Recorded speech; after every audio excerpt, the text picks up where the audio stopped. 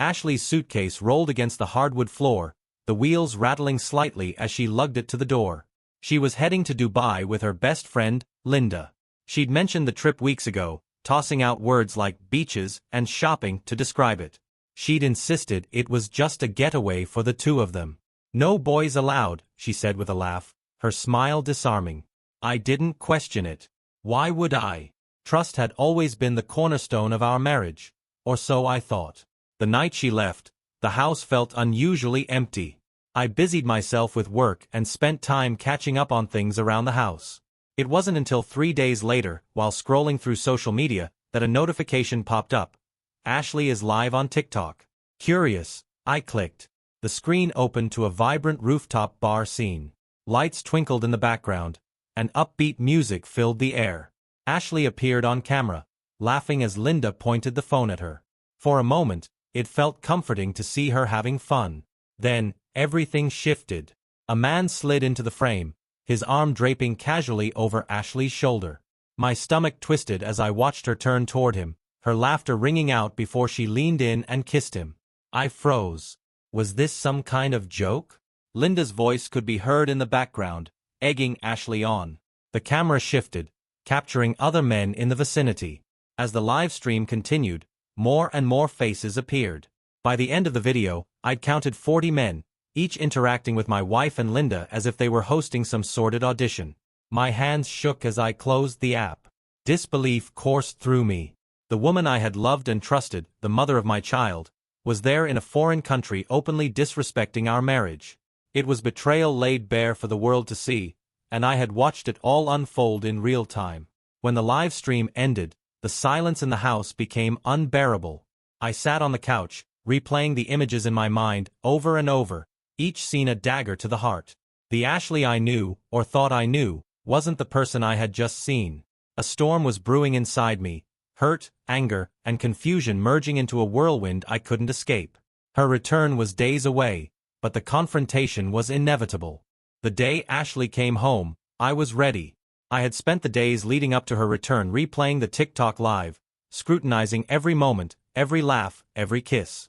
My initial shock had given way to a quiet, simmering anger. I wasn't sure what hurt more, her betrayal or how brazenly she had flaunted it. When the cab pulled into the driveway, I was standing in the kitchen, staring out the window. She emerged, suitcase in hand, sunglasses perched on her head, wearing the carefree smile of someone returning from a luxurious vacation. As she walked in, she greeted me with her usual enthusiasm, like nothing had happened. "Hey babe. I missed you so much," she chirped, dropping her bag and moving to hug me.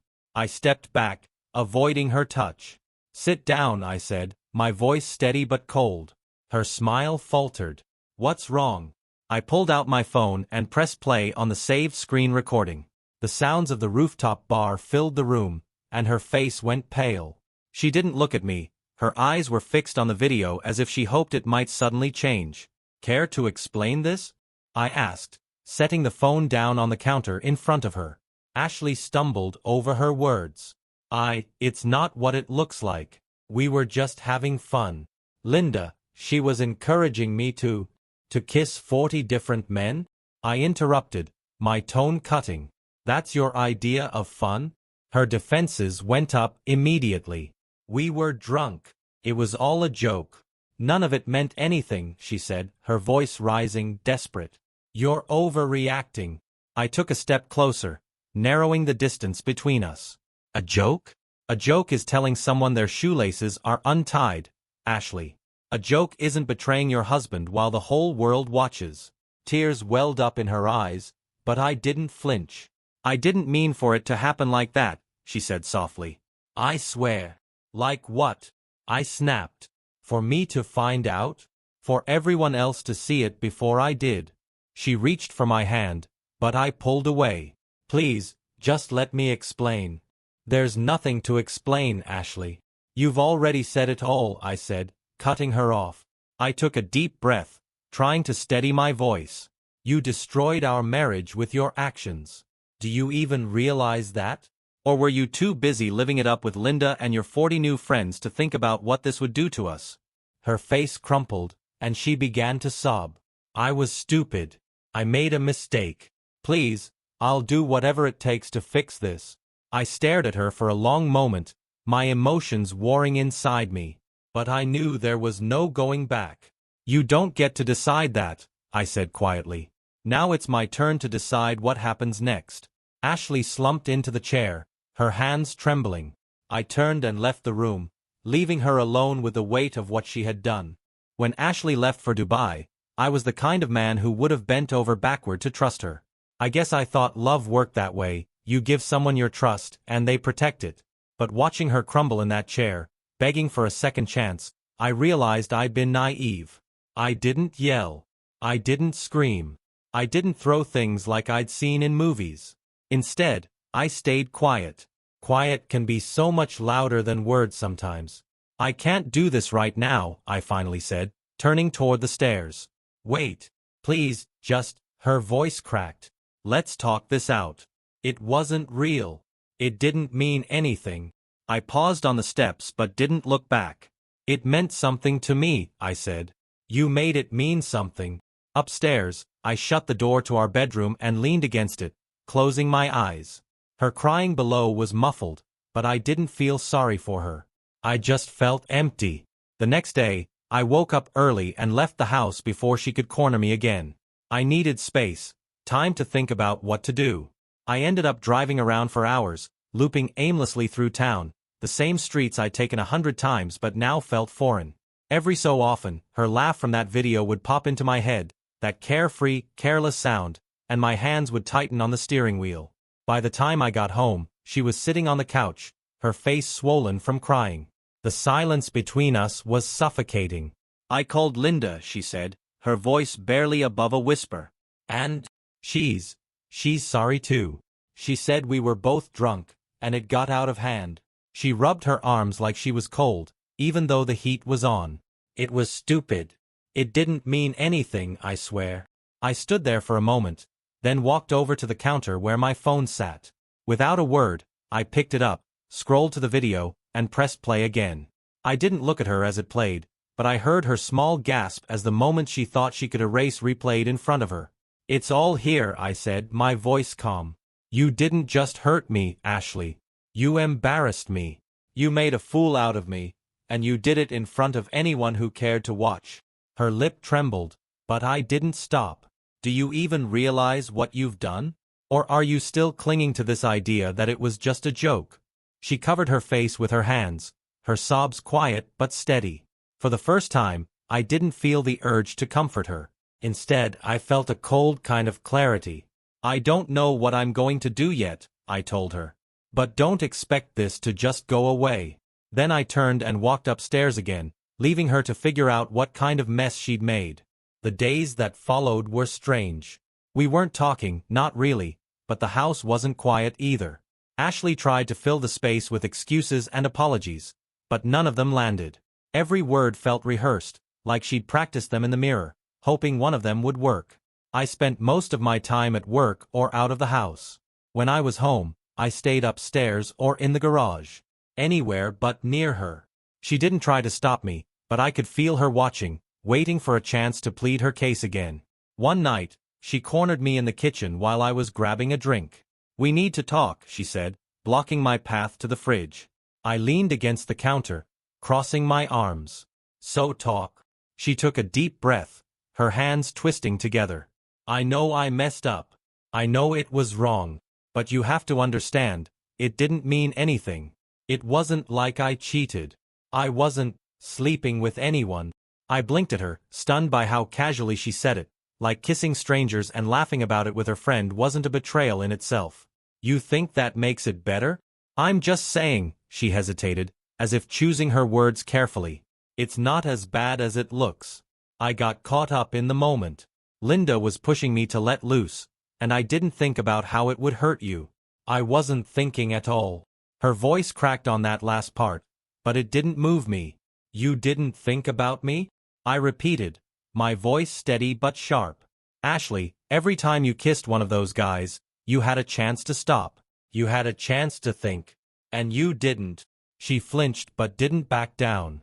What do you want me to do? I'll do anything. Just tell me what I can do to fix this. I shook my head, laughing bitterly. You think there's a quick fix for this? That an apology or a promise will wipe it all away? I don't know, she cried, tears spilling down her face. I don't know what to do, but I love you, and I don't want to lose you. For a moment, her words hung in the air, thick with desperation. I wanted to believe her. I wanted to believe that the woman standing in front of me was the same person I'd married, the same person I'd trusted with my whole heart. But the memory of that video kept flashing in my mind, louder and more vivid than her apologies. I'm not ready to make any decisions, I said finally. Right now I need time. And space. Her face crumpled, but she nodded. Okay. I'll give you whatever you need. Just don't shut me out completely. I didn't respond. I just walked past her, leaving her standing alone in the kitchen. Whatever was going to happen next, it was clear that the lines in the sand had already been drawn. A week passed in a tense limbo. Ashley kept her distance, but the tension was everywhere, unspoken words lingering in the air, every creak of the house reminding me that she was still here. The only time I felt any peace was when I left. One afternoon, while sitting in my car at the park, my phone buzzed. A notification from Tik Tok. I almost ignored it, but something made me open it. Linda had posted a new video. I clicked, expecting another carefree montage of rooftop drinks or beachside selfies. Instead, it was a stitched video. The first part, a clip from Ashley's infamous live, and the second, Linda herself, looking smug as ever. It's funny how people can't handle a little fun, Linda said, her voice dripping with sarcasm. Before you judge, remember, life's short, and sometimes you've got to live a little. Not everything is that deep, right, Ash? She winked at the camera, and the comments were a cesspool of opinions. Some defended them, saying it was harmless. Others tore them apart, calling them disrespectful and selfish. I stared at the screen, my blood boiling. Ashley hadn't just betrayed me. She'd aligned herself with someone who thought this was all a joke. I couldn't let it slide. When I got home, Ashley was in the living room, scrolling through her own phone. She looked up when I walked in, her face cautious. Hey, she said softly. I didn't bother with small talk. Your friend Linda, I started, holding up my phone, is still making this worse. Ashley's face paled as I pressed play. She watched the video, her expression shifting from shock to anger. I didn't know she posted this, she said quickly, almost defensively. Doesn't matter if you knew, I snapped. She's your best friend, isn't she? You're tied to this whether you like it or not. She doesn't speak for me, Ashley protested. I told her to stop posting about that night. You even what? I pressed. She hesitated, wringing her hands. I told her I regret it, okay? I told her it was a mistake. I laughed bitterly. A mistake? You're still friends with someone who thinks humiliating me is entertaining. Someone who encourages you to throw our marriage under the bus for fun. Ashley opened her mouth to argue, but no words came out. Instead, she grabbed her phone and furiously began typing. I didn't have to ask what she was doing. I could see it in her face. She's done, Ashley muttered, her tone more resolute than I'd heard in days. I'm cutting her off. She crossed the line. It felt like too little, too late. You should have done that the moment this started, I said. She looked up at me, tears brimming again. I'm trying, okay? I'm trying to fix things. Try harder, I said, walking away. But even as I left, I couldn't help wondering. Was it really Linda who needed cutting out? Or was Ashley just using her as a shield to deflect blame from herself? The questions spun in my mind, and I knew one thing for certain. This wasn't over. Not by a long shot. The video stayed in my head long after I'd seen it. Linda's smug grin, the dismissive tone. It was all too much. She didn't just downplay the betrayal. She mocked it. It wasn't just Ashley who had crossed the line. Linda had made it clear she thought this was all a joke. I sat in my car, the phone heavy in my hand, debating whether to let it go or confront her. Letting it go wasn't an option. I knew that. Linda picked up quickly when I called, her voice casual, almost amused. The conversation that followed was short but sharp. I told her exactly what I thought of her actions, how she had poured gasoline on an already burning fire. Her tone shifted, but not enough. She didn't see the problem, brushing it off like it was nothing serious, nothing worth the anger I felt. Her dismissiveness lit a fuse in me. She tried to redirect the blame to Ashley, saying it wasn't her fault Ashley made poor choices, as if that excused her own behavior. I didn't care for her excuses. By the end of the call, she promised to take the video down. That was the bare minimum, and even that felt hollow. When I got home, the tension in the house was as thick as ever. Ashley sat in the living room, scrolling through her phone. The moment I stepped in, she glanced up, her expression cautious. By the time I'd settled upstairs, I saw the notification. Linda's video was gone. Ashley must have seen it too because she stayed quiet for the rest of the night. There were no apologies, no attempts at a conversation. She didn't ask about the call, didn't try to defend Linda this time. As I lay in bed, staring at the ceiling, I couldn't shake the thought. Linda might be gone from the equation, but her influence lingered. Cutting her out of the picture was a start, but the damage was already done, and the weight of it hadn't lifted. If anything, it had settled deeper.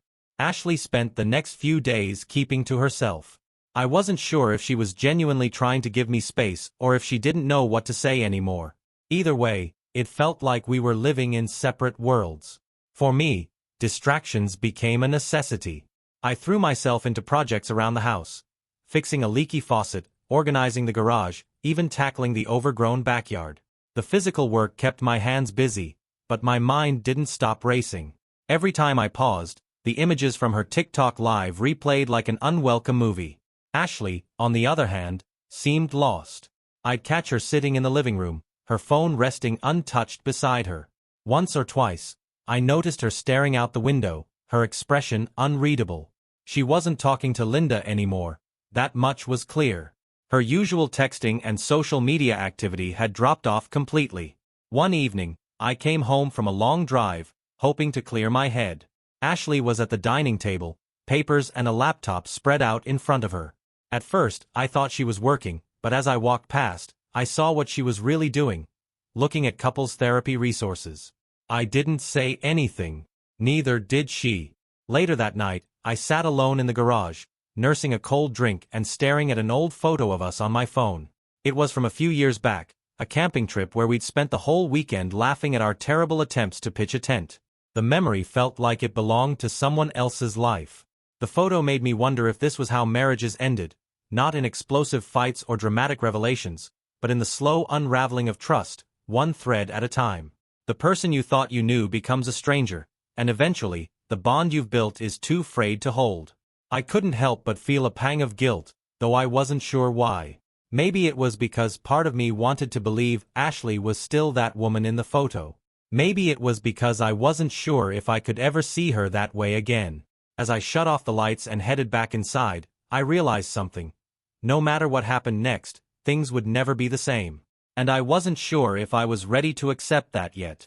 The house was quieter than it had been in years. Even when Ashley and I were in the same room, the silence stretched between us like a chasm. It was as though we were waiting, me for clarity, her for forgiveness neither of us was sure would come. But then, one morning, Ashley broke the pattern. I found a letter on the kitchen table, folded neatly with my name on it. The sight of it caught me off guard. She'd never been one for written words. She always preferred face-to-face conversations, no matter how difficult. I opened it, expecting another round of excuses or pleas. Instead, the tone was different. Raw, unpolished, and surprisingly honest. She admitted she didn't know how to make things right, but she was willing to try. She apologized, not for how the situation had made her look, but for how it had made me feel. For the embarrassment, the betrayal, and the damage to the life we'd built together. She said she understood if I couldn't forgive her, but she wanted to start over, not erase what happened, but rebuild from the wreckage. At the bottom of the letter, she'd listed a few options. Therapy, trial separation, anything I felt we needed to move forward, or at least to move somewhere. I didn't know what to make of it at first. Part of me wanted to crumple the letter and toss it in the trash. Another part of me was angry she hadn't said these things sooner. But as the hours passed, I kept coming back to it, rereading her words until they blurred together. That evening, she was sitting on the couch, her knees pulled up to her chest, her gaze fixed on the muted TV. I walked into the room and handed the letter back to her. "You wrote this?" I asked, already knowing the answer. She nodded without looking at me. It's a start, I said, then left her there. For the first time in weeks, I didn't feel completely numb. Her letter didn't fix anything, but it opened a door I hadn't realized was still there. Whether or not I'd walk through it was a question I didn't have an answer to yet. After returning her letter, I felt a shift. Small but noticeable. Ashley didn't press me for a response or try to force a conversation. Instead, she seemed to take my words to heart, giving me the space I needed while quietly trying to prove she was serious about rebuilding trust. A few days later, I made a decision. While her letter had softened something in me, I still couldn't ignore the anger, the embarrassment, or the ache that hadn't left since I'd seen that TikTok live. I needed clarity, and staying under the same roof wasn't helping. One evening, I told her we needed a trial separation. Ashley froze, her face crumpling, but she didn't argue. If that's what you need, she said quietly, her voice steady despite the tears in her eyes. The next day, I packed a bag and left. It wasn't dramatic. I didn't slam doors or make a scene. I just grabbed the essentials and headed to a small rental apartment across town. It wasn't much, just a one-bedroom with bare walls and a slightly lumpy couch, but it was mine. The first few nights were strange. The silence felt heavier without her presence, and the loneliness was sharper than I expected. I thought being away would make things easier, but instead, it gave me too much time to think. I thought about our first years together, the life we'd built, and how easily it had been shattered. I thought about the times she'd been my rock, my partner, my everything. And I thought about how distant those memories felt now, as though they belonged to someone else's story. Ashley texted me occasionally, short messages checking in but never pushing. She let me set the pace, which I appreciated. I didn't respond to most of them, but one night, I found myself typing back a simple, "I'm okay," before I even realized what I was doing. A week passed, then another. The space gave me clarity, but not the kind I'd hoped for. Instead of answers, I was left with questions. About what I wanted, about whether forgiveness was even possible, and about whether we could ever truly rebuild what had been broken. Despite everything, I couldn't deny that part of me still wanted to try. But the weight of her betrayal was like a wall I couldn't seem to get past. The separation wasn't just about finding clarity. It was about figuring out if that wall could ever come down. One evening, as I sat in my quiet apartment staring at an untouched dinner, my phone buzzed with a message from Ashley. "I'll wait as long as you need. Just don't forget what we had before all this." I didn't respond, but her words stayed with me long after the screen went dark. 2 weeks into the separation, Ashley sent a text asking to meet. I stared at the screen for a while before typing back, "Tomorrow at 3. Coffee shop near the park." The next day, I arrived early, picking a corner table where we'd have some privacy. The place was quiet, filled with the soft murmur of conversations and the clink of mugs. Outside the window, families played in the park, a sharp contrast to the heavy silence that hung over my life. When Ashley walked in, she looked different, subdued. No makeup, her clothes simple. She spotted me and offered a hesitant smile, then made her way over. "Thanks for agreeing to this," she said as she sat down.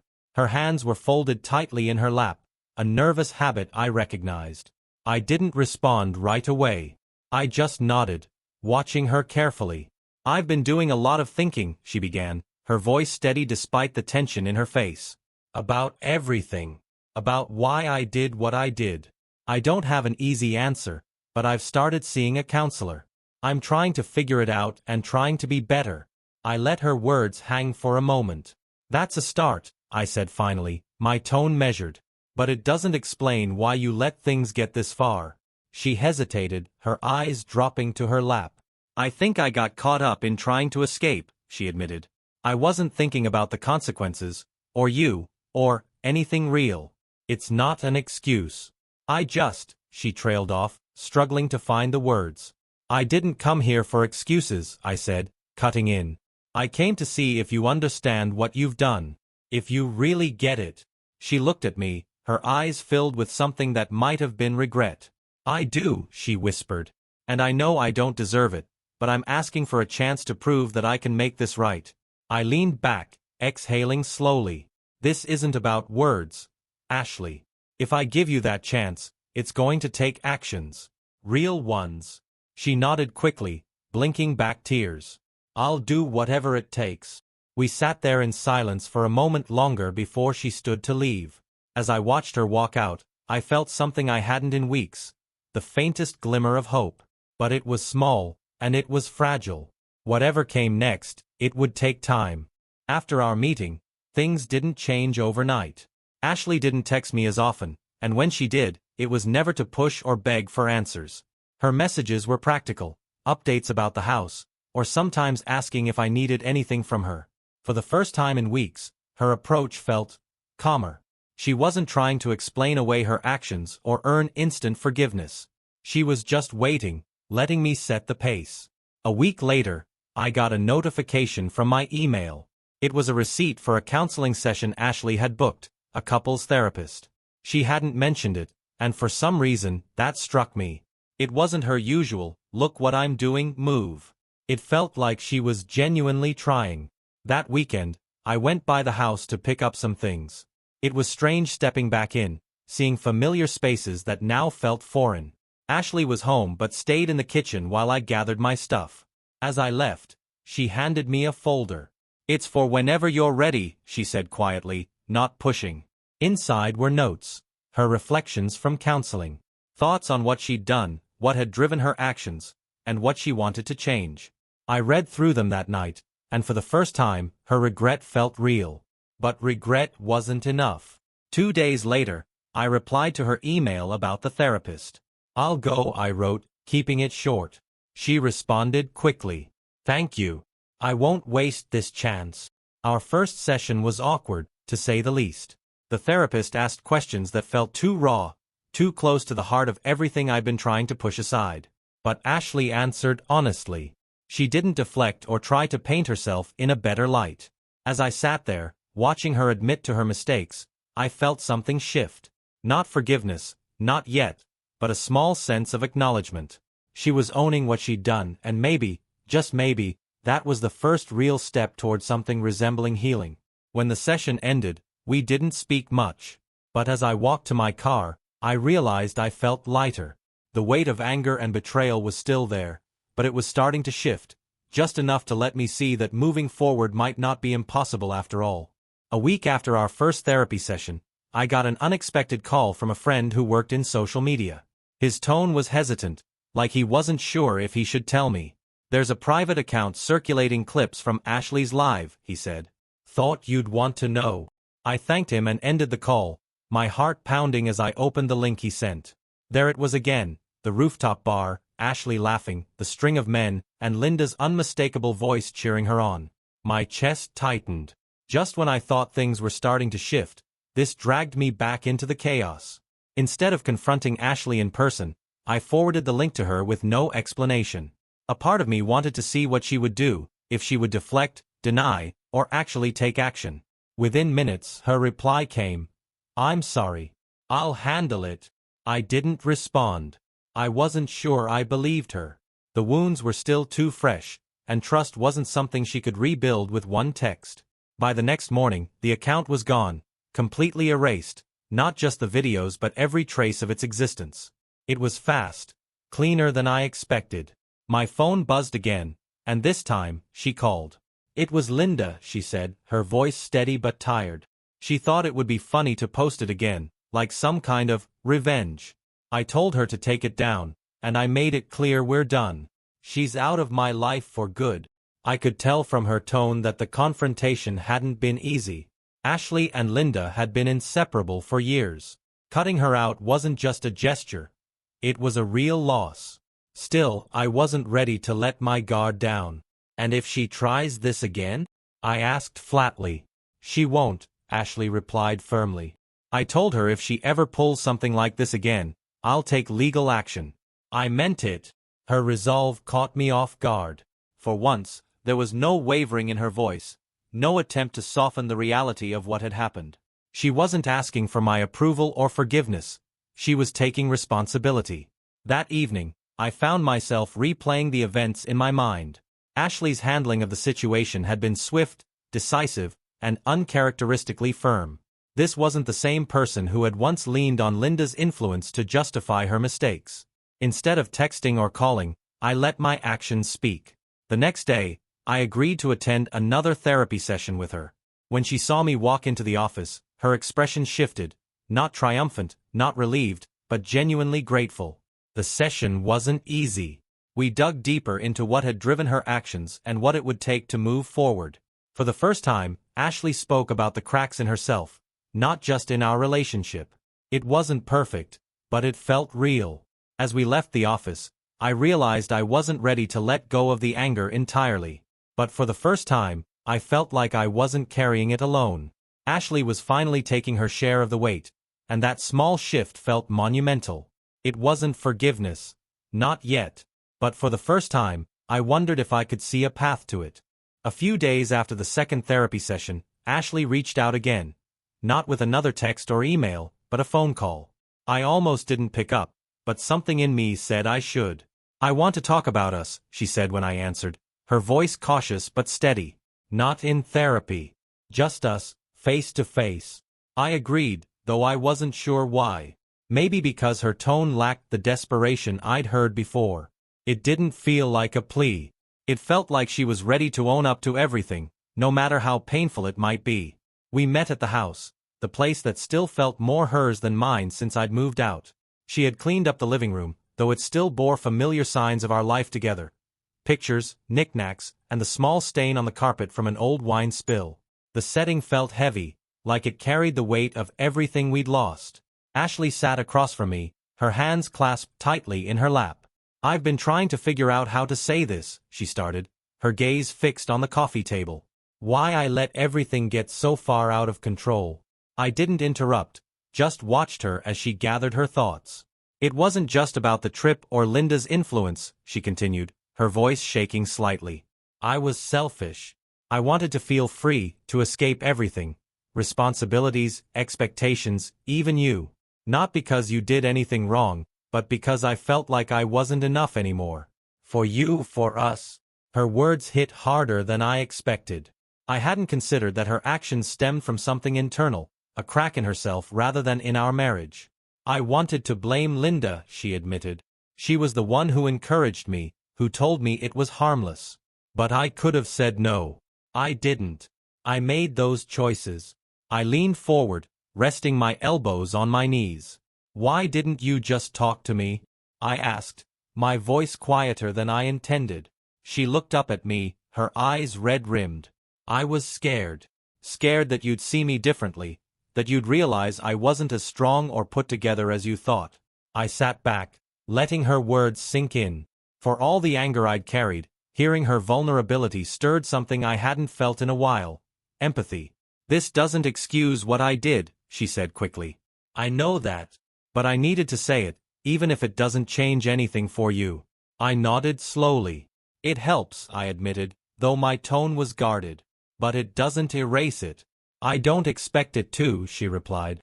"I just want you to know I'm not hiding from this anymore. From myself, from you, from what I did." The conversation ended quietly, without a dramatic conclusion. I left the house feeling drained but also lighter, like a small part of the weight had been lifted. It wasn't closure, not yet, but it was progress. Messy, imperfect progress. After our talk at the house, something shifted between us. It wasn't a full resolution, but the lines of communication felt open in a way they hadn't been since everything fell apart. We continued therapy, each session peeling back another layer of hurt and misunderstanding. Ashley was consistent, honest in ways she hadn't been before, both about her actions and the flaws in herself that had led to them. She didn't make excuses or try to rush the process, which surprised me. One evening, after a particularly tough session, she brought up an idea. "I know trust isn't something I can ask for, not yet," she said carefully. "But I want to start rebuilding it in small ways. I think it's time I show you everything. My phone, my accounts, anything you need." At first, I bristled. The idea of checking her phone felt beneath me, like I didn't want to be the kind of person who needed that level of surveillance to feel secure. But as I thought about it, I realized it wasn't about control. It was about transparency, about her making an effort to prove there was nothing left to hide. "Okay," I said finally, my voice even. "Let's start there." She handed me her phone that same evening. No hesitation, no drama. As I scrolled through her messages and social media accounts, I found nothing suspicious. No lingering connections to Linda. No secret conversations. It was quiet, almost too quiet, but it felt genuine. The next day, she sent me a message while I was at work. "Thank you for giving me this chance. I know it's just the beginning." Her actions didn't erase the pain, but they started to chip away at the wall between us. For the first time, I began to feel like she was putting in real effort, not just to fix things but to show me she understood what rebuilding trust would take. It was a small step, but it felt significant, and in a situation where every step forward had been a battle, even a small victory felt like progress. Weeks passed, and the cautious progress we'd made began to feel more real. Therapy continued, and while it was still exhausting, I found myself looking forward to the sessions. Not because they were easy, but because they forced us to confront what had gone wrong. Ashley stayed consistent in her efforts. She gave me space when I needed it, but also made it clear she was here to do the work. The phone transparency continued, and though I stopped checking after the first couple of weeks, the fact that she offered it willingly spoke volumes. One evening, after another therapy session, we went for a walk in the park. It was something we hadn't done in years, just a quiet stroll with no distractions. The air was crisp, the leaves crunching underfoot as we walked side by side, not quite touching. "I've been thinking," Ashley said after a long stretch of silence, "about what you said during therapy today. About rebuilding, not just us but myself." I glanced at her, waiting for her to continue. "I've been focusing so much on proving myself to you," she admitted. "But I think part of the reason I let things get so bad is because I didn't feel like I was enough. Not for you, not for me. And I know that's not something you can fix for me. I have to do that on my own." Her words hit me harder than I expected. It was the first time she'd fully owned that part of her struggle. Not just the mistakes but the deeper flaws she was working to address. "It's not easy to admit that," I said finally. She smiled faintly. "It's not easy to live with it either." As we walked, I realized that something had changed for me too. The anger wasn't gone, but it had softened. In its place was something quieter, an acknowledgement that she was trying, really trying, in a way I hadn't believed she could. When we reached the car, she turned to me, hesitating. "Do you think we'll get there?" she asked softly. "To a place where we can trust each other again?" I thought about it for a moment, then nodded. "I think we're on the way. But it's going to take time." She didn't press me for more. Instead, she just nodded, her expression a mix of hope and resolve. As we drove back, I felt a tentative sense of peace. It wasn't a perfect ending, but maybe that wasn't the point. Healing wasn't about erasing the past. It was about learning to carry it differently and finding a way to move forward. Together.